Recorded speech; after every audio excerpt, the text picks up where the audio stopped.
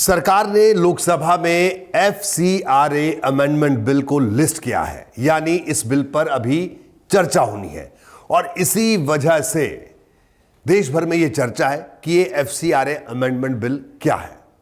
देखिए, एफसीआरए यानी foreign contribution regulation act तय करता है कि भारत में कौन विदेश से पैसा ला सकता है और किन शर्तों पर वो पैसा ला सकता है भारत में।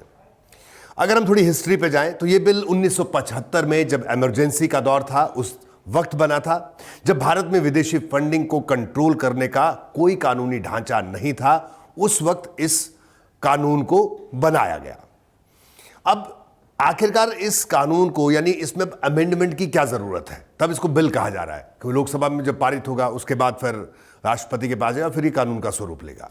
अगर किसी एनजीओ का एफसीआरए लाइसेंस रद्द या खत्म हो जाता है तो उसकी विदेशी फंडिंग से खरीदी गई संपत्तियों, जिसमें जमीन, बिल्डिंग, बैंक खाते सब आते हैं, यानी इन सब का कंट्रोल सरकार द्वारा बनाई गई एक डेजिग्नेटेड अथॉरिटी संभाल सकती है।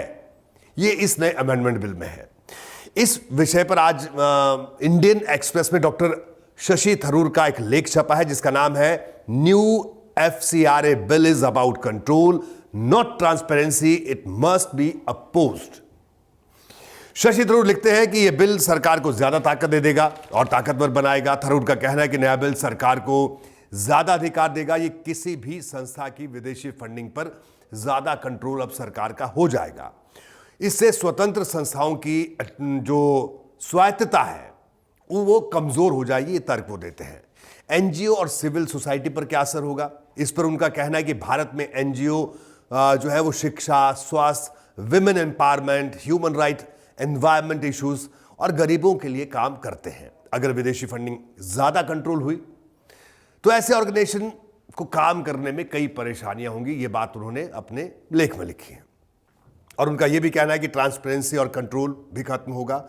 उनका सरकार कह रही है कि बिल का उद्देश्य ट्रांसपेरेंसी बढ़ाना है, लेकिन थरूर का तर्क है कि असल में ट्रांसपेरेंसी ही मकसद होता तो सभी राजनीतिक और सरकारी संस्थाओं पर भी ऐसे नियम लागू होते। ये तर्क वो दे रहे हैं। उनके मुताबिक बिल का असली मकसद सरकार की निगरानी और कंट्रोल को बढ़ाना है।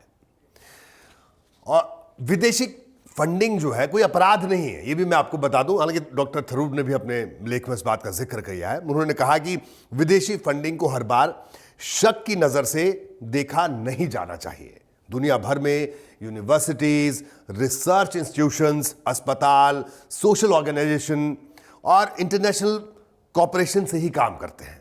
इसलिए सिर्फ विदेशी सोर्स है ये कहकर सरकार ज्यादा कंट्रोल नहीं कर सकती या सरकार को नहीं करना चाहिए।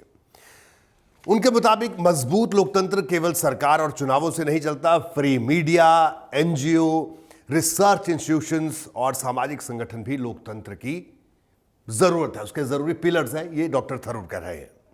अगर उनकी आजादी कम होगी तो लोकतंत्र भी कमजोर होगा। एक डाटा भी मैं देख रहा था जो मुझे लगता है कि ये कहेंगे डॉक्टर शशि थरूर के जो तर्क हैं उनको भी ये डाटा सपोर्ट करता है, कॉम्प्लीमेंट करता है। देखिए डाटा क्या है। एमनेस्टी इंटरनेशनल इंडिया के मुताबिक 26 मार्च 2026 तक 21,933 संगठनों का एफसीआरए लाइसेंस खत्म या रद्द हो चुका है।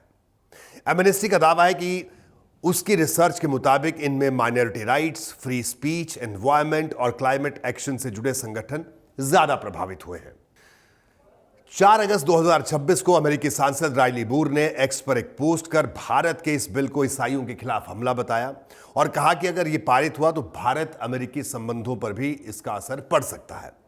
देखिए, बिल के पक्ष में जो तर्क है उनको भी सुनिए। सरकार का कहना है कि बदलाव कानून को आधुनिक बनाने, कंप्लायंस मजबूत करने और फंड के दुरुपयोग या डाइवर्जन को रोकने के लिए है।